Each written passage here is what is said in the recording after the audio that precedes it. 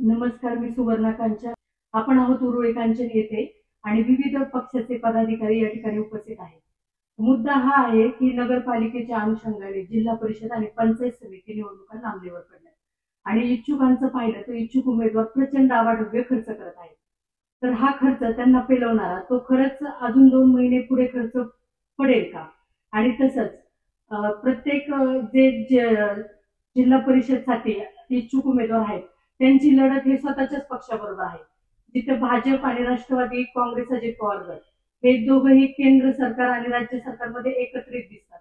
परंतु जिल्हा परिषद आणि पंचायत समितीमध्ये ह्या पक्षांचे दोन्ही उमेदवार इच्छुक दिसतात. तर याच्यामध्ये शिवसेना शिंदे गट, त्याच्यानंतर ठाकरे गट आणि शरद पवार पक्ष हा कुठेच दिसत नाहीये. मग हे उमेदवार गेलेत कुठे किंवा ह्या उमेदवारांना अपक्ष म्हणून उभे करतात का?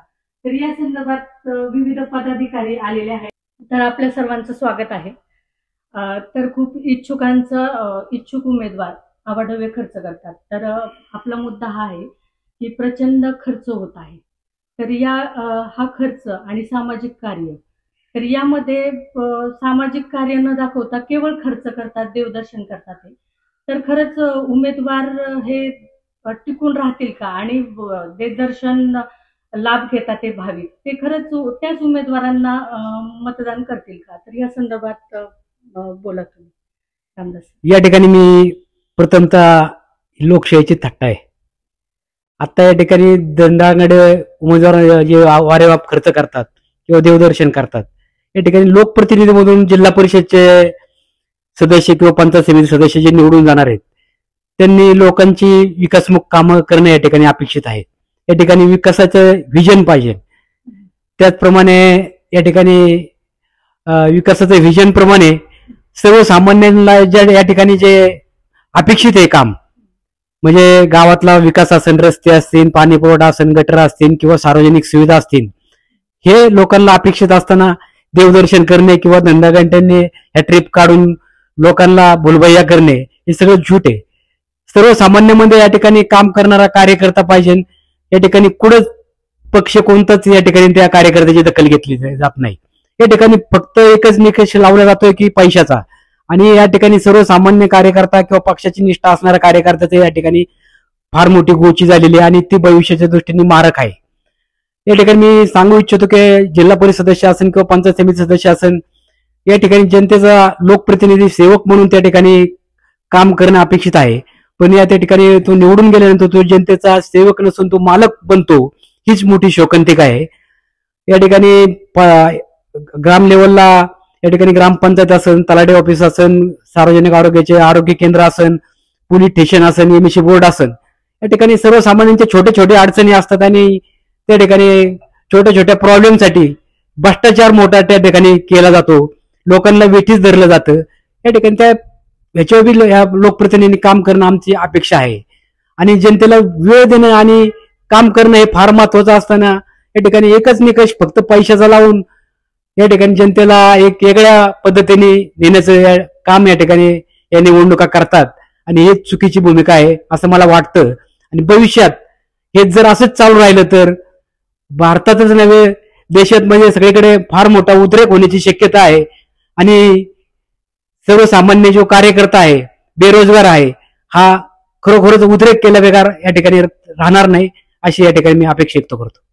आता सध्या परिस्थिती अशी आहे की जिल्हा परिषद आणि पंचायत समितीमध्ये भाजप विरोधातच राष्ट्रवादी काँग्रेस अजित पवार पक्ष दिसतो. तर शरद पवार पक्षाचे उमेदवार दिसत नाहीये. तर त्याबाबत काय आहे का? त्यांची कुठं कुचंबना कोंडी होती का? इच्छुक उमेदवार आहेत का? तसं पाहिलं तर हा पक्ष आहे ना, शरद पवार, सर्वसामान्य जनता ही पवार साहेबांच्या माग आहे. म्हणजे धनदांडगे दोन्ही उपमुख्यमंत्री वगैरे असल्यामुळे ना थोडासा दबाव मोठ्या पुढाऱ्यांवर आहे. सर्वसामान्य जनतेवर त्याचा काही वेळ असा परिणाम होणार नाही. आणि सहली वगैरे काढतात, हे सगळी पैशावाली काहीतरी एक वेगळी प्रथा चालू केली, पण त्या देवदर्शनाने ह्यांनी असा काही एवढा फरक पडेल असं वाटत नाही. कारण सर्वसामान्य माणूस आहे ना तिन्ही पक्षाच्या ट्रिपला जातोय येतोय. ते झाल्यानंतर शेवटी मतदान काय करायचं ते स्वतःच्या मनात आहे. पवार साहेबांना मानणारा पक्ष चांगला आहे. सर्वसामान्य जनता निदान महाराष्ट्रातलं जरी त्यातल्या त्यात पुणे जिल्हा साहेबांना मानणारा पक्ष आहे. त्याच्यामुळे मोठ्या धडधाकट्यांच्या मागे जनता जाईल असं वाटत नाही. आता सध्या नगर परिषदेचं इलेक्शन लागलं जाऊ शकतं आणि त्यामुळे जिल्हा परिषद आणि पंचायत समितीला बहुतेक 1 महिना 2 महिना पुढे ढकललं जाऊ शकतं. तर तो उमेदवार ज्याला असं वाटतं की आपण सतत सोशल मीडिया किंवा देवदर्शन किंवा भेटीगाठी किंवा काही भेटवस्तू जेवणावळी हे असं करून तोपर्यंत तो त्या मनस्थान निर्माण करू शकतो का, म्हणजे टिकू शकतो का? महत्वाचं असं आहे, आता नगरपंचायत आणि नगर परिषदा यांचे इलेक्शन रेग्युलरली चालू आहेत. ते इलेक्शन लांबल म्हणून मला वाटत नाही, परंतु जिल्हा परिषद पंचायत समिती इलेक्शन्स या उद्याच्या निकालावर अवलंबून आहेत आणि उद्याचा निकाल असा लागेल 90% असा लागेल अशी खात्री आहे की तो पंचायत समिती आणि जिल्हा परिषद लांबणीवर पडतील आणि शक्यतो आरक्षणामध्ये सुद्धा बदल होईल. आता आरक्षणामध्ये जर बदल झाला तर हे जे खर्च केलं यांनी, तर ह्या खर्चाचा उपयोग होणार नाही. जर तिथलं सीटच बदललं, तिथलं आरक्षणच बदललं तर ह्या लोकांचा खर्च केलेला काय उपयोग होणार आहे? समजा आरक्षण तसं राहिलं तर त्यांचा काहीतरी उपयोग होईल, पण ही जी प्रथा चालू आहे ही अजिबात योग्य नाही. आपल्या पुरंदर हवेलीच्या आमदारकीला ही जी सवय लागली किंवा ट्रिपा काढणं, लोकांना दिशाभूल करणं, लोकांना ट्रिपा घेऊन जाणं, ही जी प्रथा ही एकदम योग्य नाही. सामान्य माणसांनी काय करायचं? सामान्य माणसांनी इलेक्शन कशाला लढवायच्या? ज्याच्याकडे पैसा आहे तोच इलेक्शन लढवणार. ही प्रथा अजिबात योग्य नाही, भविष्याच्या दृष्टीने एकदम खराब आहे. त्याच्यामुळं मला तर 100% वाटतं इलेक्शन ह्या लांबणार आहेत. उद्या कोर्टाचा निकाल हा लांबणीवर पडणार आहे, कारण जवळजवळ प्रत्येक ठिकाणी 50% वर आरक्षण टाकलेलं आहे. त्याच्यामुळे हे अयोग्य आहे आणि 100% कोर्ट हे इलेक्शन पुढे ढकलणार आणि जवळजवळ आरक्षण प्रत्येक गटातलं, प्रत्येक जिल्हा परिषद गटातलं, पंचायत समिती गटातलं बदलण्याची शक्यता आहे.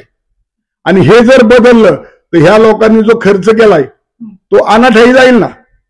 त्याच्यामुळं ही प्रथा टोटली बंद झाली पाहिजे, असं माझं स्पष्ट मत आहे. कारण हे धनधान्य लोकांचंच काम आहे. आणि विशेष करून तुम्ही जे म्हटला की बाबा भाजप, परत शिंदे गट, अजितदादा राष्ट्रवादी हे पुढे आहेत आणि शरद पवार गट आणि काँग्रेस वगैरे असं काहीही नाही. प्रत्येक ठिकाणी शरदचंद्र पवार गटाचे उमेदवार आहेत. आम्ही सर्व जिल्ह्यामध्ये तसं नियोजन केलेलं आहे. आम्ही सर्व ठिकाणी पंचायत समिती असू, जिल्हा परिषद असू, आम्ही इलेक्शन लढवणार आहोत.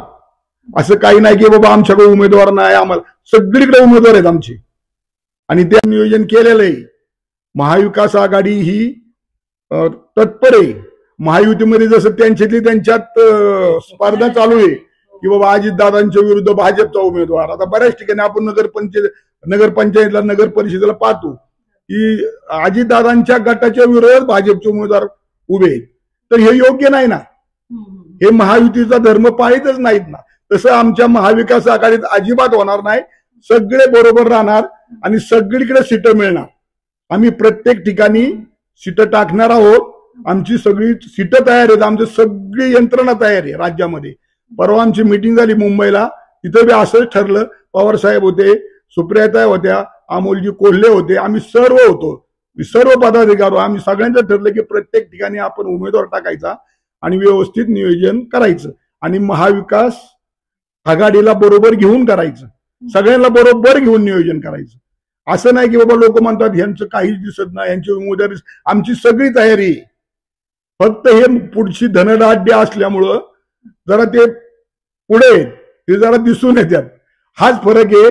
पण सर्वसामान्य माणसं हे सगळी पवार साहेबांच्या बरोबर आहे, महाविकास आघाडी बरोबर आहे. त्यामुळं काहीही प्रॉब्लेम येणार नाही आणि आमच्यात अजिबात स्पर्धा नाही. जशी महायुतीमध्ये स्पर्धा चालू आहे सध्या पुणे जिल्ह्यात ते जास्त प्रमाणात आहे. आता आपण नगरपंचायतीला, नगर परिषदेला पाहतोय, बारामतीत पाहतोय, इंदापूरला पाहतोय, सगळीकडे यांच्यात स्पर्धा आहे, यांच्यात. तसं आमच्यामध्ये अजिबात नाही आणि आमची सगळी तयारी पूर्ण आहे. आमच्याकडे प्रत्येक ठिकाणी उमेदवार तयार आहेत. आता सध्या मानसिकता अशीच आहे, म्हणजे आमच्यापासून सर्वसामान्य सगळ्याच जनतेची, की तुमच्याकडे जर धनलक्ष्मी असेल तरच तुमच्यावर मतदाराची कृपादृष्टी होते. तर इथून पुढे जर आपण 10 वर्षाचा 20 वर्षाचा विचार केला तर ज्याच्याकडे धनसंपत्ती असेल त्यांनीच उमेदवार म्हणून रिंगणात उतरायचं का निवडणुकीच्या? खरं सांगू का की भारत देश हा लोकशाही मानणारा देश आहे. अध्यात्म, देवधर्म हा वैयक्तिक प्रत्येकाचा वैयक्तिक बाब आहे. आणि जिल्हा परिषद पंचायत समितीच्या ज्या निवडणुका आहेत, बापूंनी आता सांगितलं की कोर्टाचा निकाल लागल्यानंतर जिल्हा परिषद पंचायत समितीच्या निवडणुका लागतील. बापूंचं म्हणणं अति 100% बरोबर आहे. शरदचंद्र पवार साहेब, ज्याला आपण जाणता राजा म्हणतो, ते अतिशय मुत्सद्दी राजकारणी आहेत. देशाच्या आणि राज्याच्या राजकारणामध्ये 5 दशकाहून अधिक काळ त्यांनी राजकारणामध्ये सक्रिय असा सहभाग नोंदवलेला आहे. ते जाणते आहेत राजकारणातले, ते ज्याला आपण धारीतला शुक्राचार्य असं म्हणतो, तशा पद्धतीची त्यांची भूमिका सदैव असते. आता सुवर्णताईंनी सांगितलं की धनदांडगे ज्यांच्याकडे पैसा आहे त्यांनीच निवडणुकीमध्ये उभं राहायचं आणि बाकीचा तळागाळचा जो कार्यकर्ता आहे, जो ग्रासरूटवर काम करणारा जो कार्यकर्ता आहे, त्या कार्यकर्त्याचं भविष्यामध्ये काय, तर या संदर्भात पवार साहेबांची भूमिका स्पष्ट आहे. 80% समाजकारण आणि 20% राजकारण याच्याजवळ ज्याच्याकडे समाजकार्य चांगल्या पद्धतीनं केलेलं आहे अशा उमेदवारांना पवार साहेब निश्चितपणे त्यांना ते उमेदवारी देतात. आता पाहतोय तो आपण, मी बारामतीला 8 दिवस होतो, बारामतीच्या दौऱ्यावर होतो आणि त्या कालखंडामध्ये अजितदादांचे 8 उमेदवार हे नगरसेवक म्हणून त्या ठिकाणी निवडून गेलेले बिनविरोध. त्या ठिकाणी त्यांच्याकडे पैसा आहे, त्यांच्याकडे प्रचार यंत्रणा आहे, सरकार त्यांचं आहे. त्यामुळे त्यांनी झुंडशाहीचा वापर करून त्या ठिकाणी 8 उमेदवार त्या ठिकाणी निवडून दिलेले आहेत. सर्वसामान्य माणसाच्या मनामध्ये असा संभ्रम निर्माण झालेला आहे कारच्या की ज्याच्याकडे पैसा आहे तोच निवडणुकीमध्ये येणार, निवडून येणार. पण तसं काही नाही. थोडंसं थांबायला हवं. येणाऱ्या जिल्हा परिषद आणि पंचायत समितीचा जो कालखंड आहे किंवा जो कालावधी आहे तो कालावधी थोडा लांबणीवर जाणार आहे, कारण कोर्टाचा निर्णय अजून लागलेला नाही. जर कोर्टाचा निर्णय लागणे, तर बापूंनी सांगितल्याप्रमाणे की कोर्टाचा निर्णय लागले, थोडं त्या ठिकाणी आरक्षणाच्या संदर्भात देखील बापूंनी अतिशय स्पष्टपणे आपलं मत मांडलेलं आहे. मला काय वाटतं की भारत हा धर्मनिरपेक्ष राष्ट्र आहे आणि या देशामध्ये संविधानाच्या माध्यमातून या ठिकाणी हा देश चाललेला आहे आणि प्रत्येक व्यक्तीला या देशामध्ये मतदान करण्याचा, निवडणूक लढवण्याचा हा अधिकार भारतीय संविधानाने दिलेला आहे. आणि म्हणून त्याची गोची करण्याचं काम, त्या संविधानाला मुठीमाती देण्याचं काम हे महायुतीतले जे पक्ष आहेत ते पक्ष करत आहेत. जर खऱ्या अर्थाने तुम्हाला जर लोकशाही त्या ठिकाणी सक्षम आणि बळकट करायचे असतील तर येणाऱ्या पंचायत समिती आणि जिल्हा परिषदेच्या निवडणुकीमध्ये जे सर्वसामान्य कार्यकर्ते आहेत, रामभाऊ तुपेंसारखे असतील, शिवाजी नानांसारखे असतील किंवा या ठिकाणी आमचे महंत असतील, त्यांच्यासारख्या सर्वसामान्य माणसांना जर तिकीट दिलं तर त्या माणसांनी अतिशय चांगल्या पद्धतीनं काम करतील आणि मग भविष्य काळामध्ये या देशामध्ये स्वातंत्र्य, समता आणि बंधुता आणि न्याय ही जी भूमिका आहे, म्हणजे संविधानातली जे तत्व आहेत ती तत्व खऱ्या अर्थाने हे उमेदवार त्या ठिकाणी भविष्य काळामध्ये त्या ठिकाणी तत्वाची त्या ठिकाणी ज्याला आपण म्हणतो विचारसरणी जे आहे त्या विचारसरणीच्या अनुषंगानं त्या ठिकाणी काम करतील. मला वाटतं की येणाऱ्या ज्या पंचायत स्थानिक स्वराज्य संस्थांच्या ज्या निवडणुका आहे या निवडणुकीमध्ये आता सध्या महायुतीचे जे उमेदवार आहेत, भारतीय जनता पार्टी असेल, अजितदादांचा राष्ट्रवादी काँग्रेस पक्ष असेल, त्यांनी एक टूब काढलेले आहे. हवेली आणि शिरूरचे विद्यमान आमदार ज्ञानेश्वर कटके साहेब त्यांनी एक टीम किंवा त्यांनी एक शक्कल लढवली की लोकांना देवधर्माच्या नादी लावून त्या ठिकाणी आपल्याला मतं मिळवता येतील, मताचं परिवर्तन करता येतील. परंतु ही गोष्ट काय 100% सत्य असं मी मानणार नाही. लोकांना माहित आहे की कोणता नेता कामाचा आहे आणि कोणता नेता कामाचा नाही हे ओळखून आहे. पण ज्याच्याकडे पैसा आहे ते अशा पद्धतीचं काम करतात, देवदर्शनाला जाऊन लोकांची मतं मिळवण्याचा प्रयत्न करतात आणि भविष्य काळामध्ये त्यांनाच मतं मिळतील असं काय होणार नाही. पण माझ्यासारखा जो ग्रासरूटवर काम करणारा कार्यकर्ता असेल, रामभाऊ तुपे असतील, शिवाजी नाना असतील किंवा बापू असतील किंवा हे महंत असतील, यांनी जर मनामध्ये बांधलं, बापू तुम्हाला सांगतो की आपण कुठेही कमी पडणार नाही, हम किसी से कम नाही, या उक्तीप्रमाणे आपण सर्वांनी हातात हात घालून काम केलं तर येणारा काळ हा आपल्यासाठी सुखावं आणि भविष्यामध्ये प्रेरणादायी ठरणार आहे. आणि मला वाटतं की भविष्य काळामध्ये आपण सर्वांनी जे मतदार आहे, मतदारांना आव्हान करू इच्छितो की पैशाच्या मागे न जाता जो उमेदवार तुमचं काम करेल, जो लोकप्रती म्हणून तुमचं काम करेल, तुम्ही फोन लावलं की तुमचा फोन उचलेल आणि तुमचं काम त्या कामाला तो प्राधान्य देईल, अशा उमेदवारांची चाचपणी या ठिकाणी राष्ट्रवादी शरदचंद्र पवार पक्षाच्या माध्यमातून सुरू आहे. कोणी असा संभ्रमात राहू नये की शरद पवार साहेबां हे मागे पडलेले आहेत, पण शरद पवार साहेब हे राजकारणातले मुत्सद्दी आहेत. ते वेट अँड वॉच या उक्तीप्रमाणे पवार साहेबांचं काम चाललेलं आहे. आता आपल्याला पाहतोय की नगरसेवक भाजपचे आहेत, राष्ट्रवादीचे आहेत, ते काही नाही, पण शरद पवार शेवटच्या कधी आपला खरा पत्ता उघडतील आणि येणाऱ्या कालखंडामध्ये पंचायत समिती, जिल्हा परिषद, महानगरपालिका असतील, त्याचप्रमाणे नगर परिषद असतील, त्याचप्रमाणे पंचायत समिती नगरपंचायत असतील, या ठिकाणी जास्तीत जास्त प्रमाणामध्ये राष्ट्रवादी शरदचंद्र पवार पक्षाचे उमेदवार त्या ठिकाणी निवडून येण्याच्या संदर्भातली जी भूमिका आहे, ती भूमिका आदरणीय पवार साहेबांच्या सूचनेनुसार आमचे जे ग्रासरूटवर काम करणारे जे कार्यकर्ते ते त्याचं तंतोतंत पालन करतील आणि भविष्य काळामध्ये स्थानिक स्वराज्य संस्था आम्ही राष्ट्रवादी शरदचंद्र पवार पक्षाच्या हातामध्ये कशा पद्धतीने येतील या संदर्भात आम्ही साकल्याने विचार विनिमय करीत आहोत. धन्यवाद. तुमचं स्वागत आहे. काकडे सर आताच बोलले की उमेदवार हे भावनिक पेच निर्माण करून एक तीर्थक्षेत्राला भेट देतात. तर इच्छुक उमेदवारांची कुठं आध्यात्मिक बाबत विचारसरणी घसरत चालली का? म्हणजे फक्त आपल्याकडं मनधरणी करण्यासाठी मतदारांना वळवलं जातं का? का खरंच ते आध्यात्मिकतेने याकडे पाहतात? नमस्कार, मी गोपाल व्यास कापाटे, उरुळी कांचन, चौधरी माता. तुम्ही या निवडणुकीच्या काळामध्ये हा जो उपक्रम राबवत आहे त्या उपक्रमाला मी हार्दिक अशा शुभेच्छा देतो. तुमचा पहिला मुद्दा आहे, आताचे जे वातावरण आहे, या काही स्थानिक स्वराज्य संस्थांच्या ज्या काही निवडणुका होऊ संभाव्य येणार आहेत पुढे.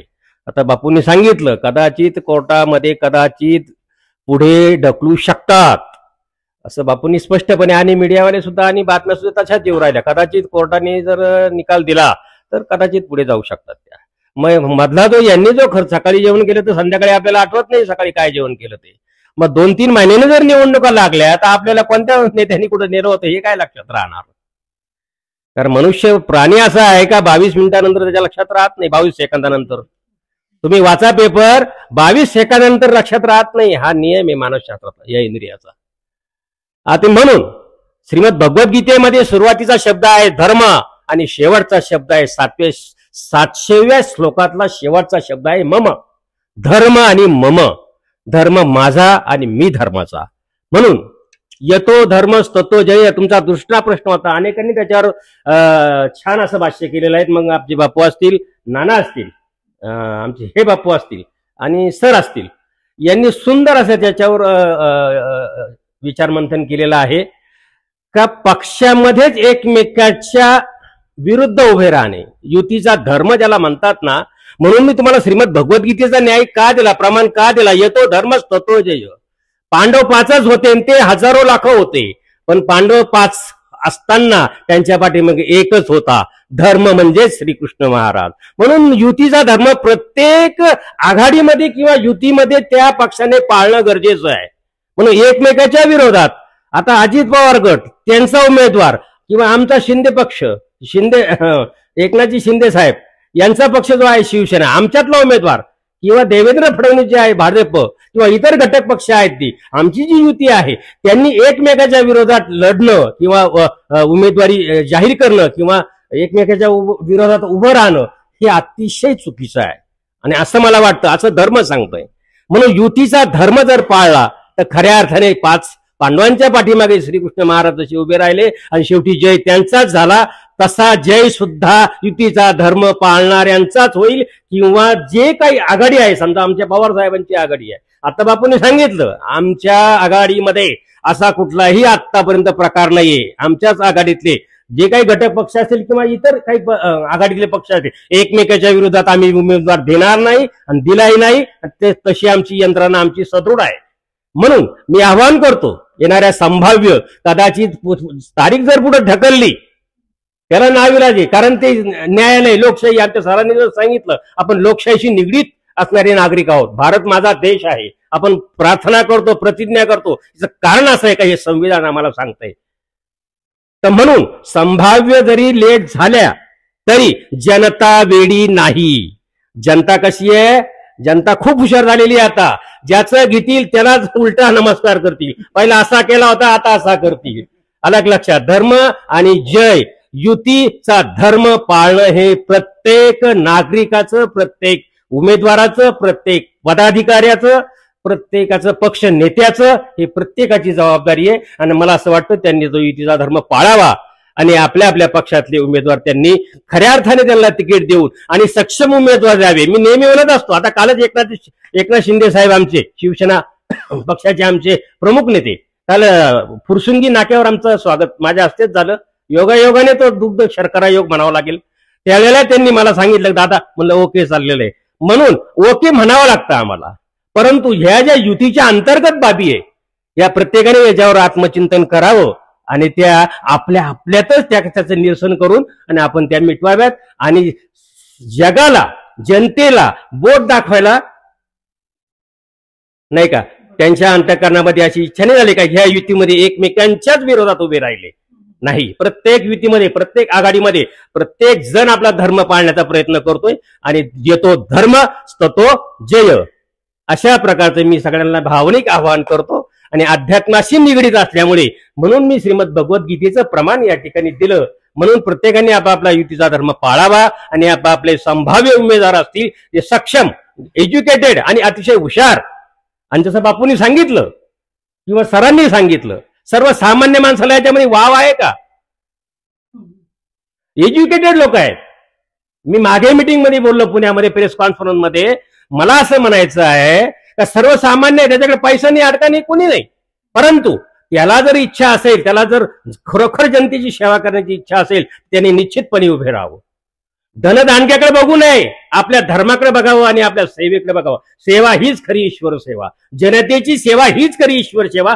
या न्यायाला त्यांनी मान्य करून आणि त्यांनी खऱ्या अर्थाने ईश्वरावर खऱ्या अर्थाने निष्ठा ठेवून आणि समाजसेवा हीच खरी ईश्वर सेवा, तर त्यांनी जर अशा खऱ्या अर्थाने निष्ठा ठेवली तर निश्चितपणे त्याला यश मिळाल्याशिवाय राहणार नाही आणि जनता त्याच्या पाठीमागे उभी राहिल्याशिवाय राहणार नाही आणि त्याला परत एकदा समाजसेवेची संधी मिळाल्याशिवाय राहणार नाही. असं मला आध्यात्मिक शास्त्राच्या सिद्धांतानुसार मी माझं मत मांडलं. धन्यवाद ताई, आपण या ठिकाणी मला बोलवलं आणि या ठिकाणी मला विचार व्यक्त करण्याची संधी दिली त्याबद्दल आपल्या संपूर्ण टीमची मी मनापासून धन्यवाद मानतो.